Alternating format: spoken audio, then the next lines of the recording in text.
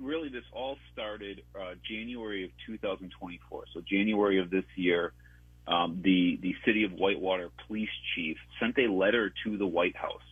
And I know many of your listeners are familiar with law enforcement, and it's a pretty extreme move, right? Police chiefs are not elected, right? They are appointed nonpartisan officials.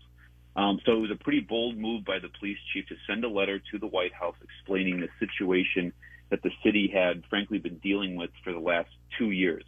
And so that prompted a series of communications from people like Congressman Stile, Senator Johnson, Senator Baldwin, Wisconsin legislators. Everybody started to look at this issue.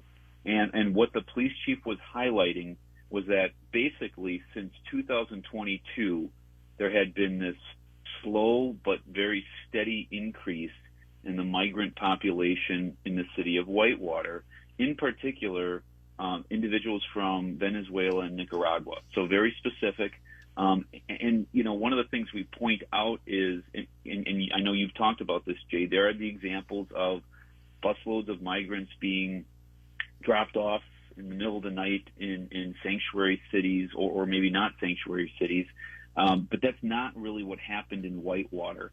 It's pretty revealing, right? So we sent a public records request and received 400 records from the city. They were very compliant, got us a ton of information, and it's very revealing. You read through these chains of emails, and it's almost like a story being told and unfolded over the course of a year, where in early 2022, the police chief starts to see numbers, very kind of, outside of the norm type citations, driving without a license, and they start to see these trends.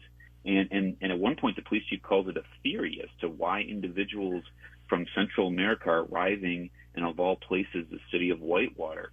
And so this wasn't kind of the midnight busload story we see nationwide. This was a slow but steady increase over the course of basically 2 years.